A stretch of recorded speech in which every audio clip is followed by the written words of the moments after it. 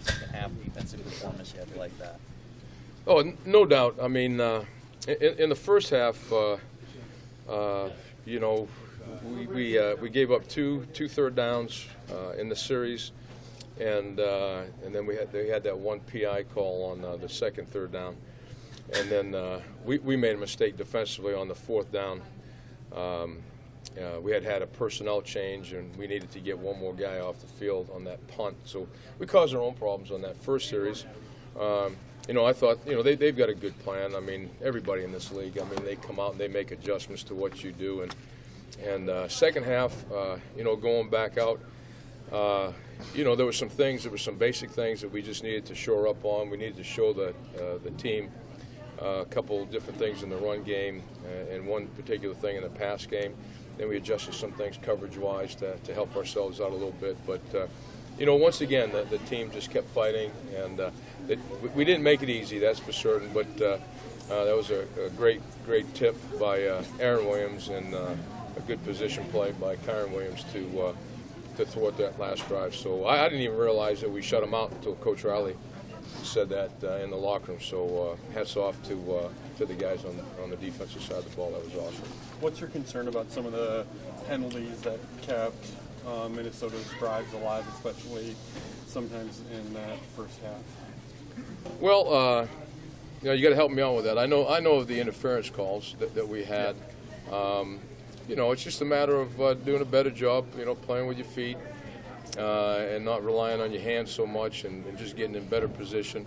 You know, and there were some things that they did that when you have inside leverage, you know, inside routes, then all of a sudden turn to outside routes and vice versa and things like that. So again, it's more experience and just relying on technique. But yeah, those are always killers, you know, when that happens. So we'll have to look at them and then help the players out with that. And maybe it's something that we can do by call, you know, and just getting a better call that won't put the stress on that particular position. You got to be happy the way you guys responded, though, after that, you know, 2 losses. You know, oh, no doubt. You know, what was great about the play, and I don't know. It was just a switch that ended up going back on Wednesday. Tuesday we were okay. You know, we were okay, and just, you know, just kept talking, and I think the players amongst themselves obviously talk, because we can talk as much as we want as coaches. And obviously, you know, Coach Riley does a great job in the team meetings, and we just kept talking about, you know, who we are, where we are, and what we need to accomplish. You know, and you know, you can't just beat yourself up over the one loss. I know it was a bad loss, but you know, the guys kept fighting through it, and I think as a group they came together. And come Wednesday, we had a heck of a practice on Wednesday, and we had another good one on Thursday. So their focus was back, and it was good to get this one. And it was good that it was a hard-fought victory, too, because I don't think if it was easy, it probably would have, you know, probably just sat as well. You know, I think we learned a lot again in this game, and learned how to bounce back and finish once again in the fourth quarter. Mike, other than the number, what you like about the run defense, kind of what you guys did there, especially against? Well, you know, this is they've hung their hat on running the ball, and that was a focus all week. That we couldn't allow. We let the one run bounce on us.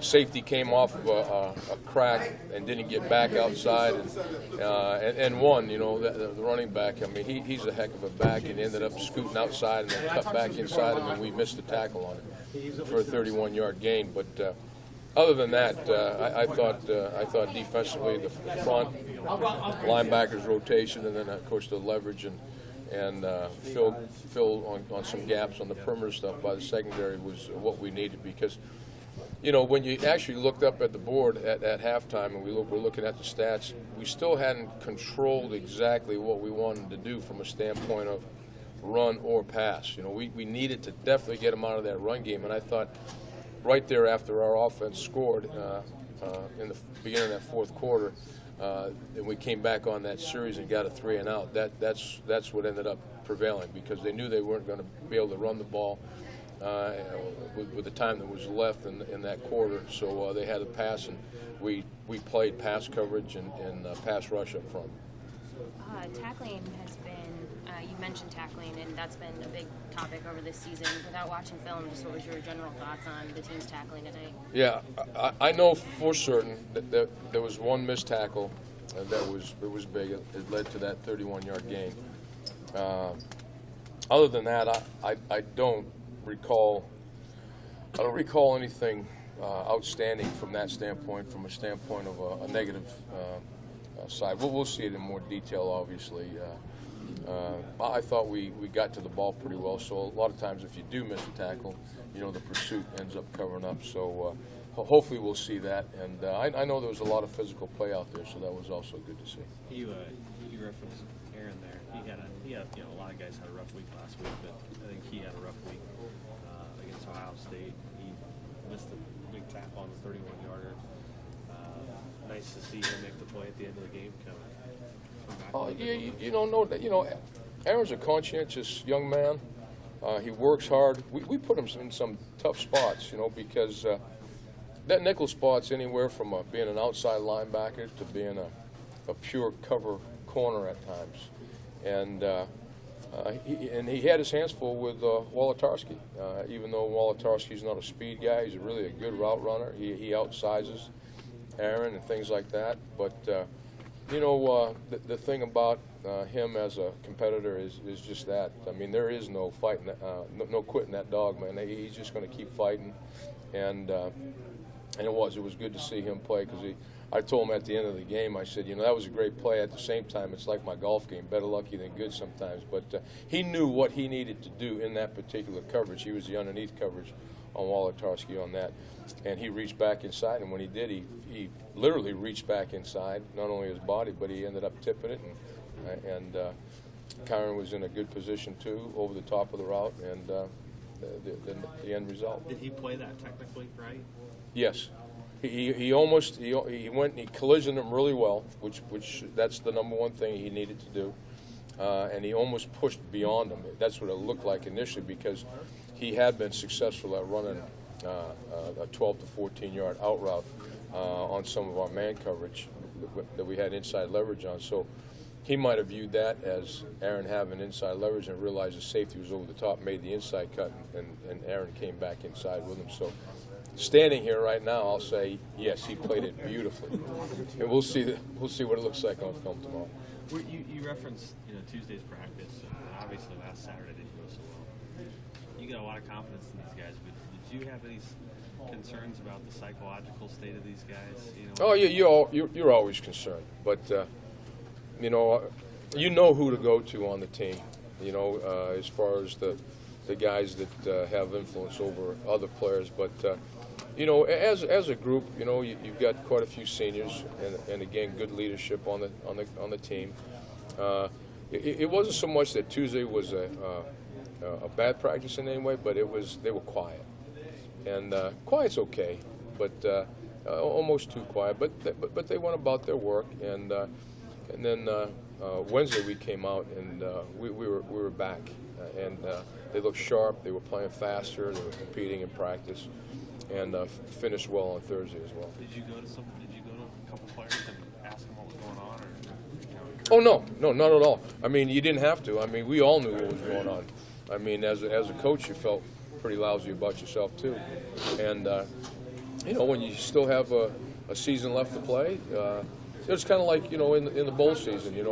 Last year we were so happy to have that bowl game, and then again ecstatic about winning the game because of the fact that you finished the season with a win. And we knew we had 3 games left, and more importantly, we had an opportunity this week here to play Minnesota, who's, they're fighting for the same spot now. I mean, you were looking at 2 teams, both 7-2, both 4-2, and in the same predicament, and that's how the game kind of looked like on the scoreboard. And defensively at halftime, we said, hey, it's going to come down to whichever defense plays best in the second half. That's who will win the game. It's not going to be whose offense plays better. It's going to be whose defense plays better, because somebody's going to put up some points on the board. And why not that be argued? And I thought they did a good job, obviously, with that. What do you think of your interior play, your defensive tackles? Oh, I don't really know. It's tough to see. I was concerned a lot more about the perimeter, the edge, in their off-tackle game, and then also, the slot, Wolotarski looking at that and trying to, change some things up, from that standpoint. How could you still be solid on the edge with the off-tackle plays and at the same time get somebody inside and underneath or outside and underneath Wolotarski in the slot. That bubble play was driving us nuts. Like we were having a success against them. They were having some success against us. And, just to give up 7 yards at a whack on first down, that's you can't live like that. So we had to change a little bit up there and then at the same time be solid on the off tackle. So, I think, to answer your question, I mean, there wasn't a whole lot happening in the middle, right? So yeah, it seemed like in short yardage situations, though, they were able to kind of hold their own. Oh yeah, I mean, they expect it. They need to. So that's every sport. No matter what sport it is, baseball, basketball. Obviously, we're talking about football. You have to be the strongest up the middle to begin with, and then you've got to get your playmakers on the edge. So we appeared to be pretty strong inside the tackles, along with Bando and the other linebackers inside. Thanks, Mark. All right. Thank you. Thanks, Coach. On the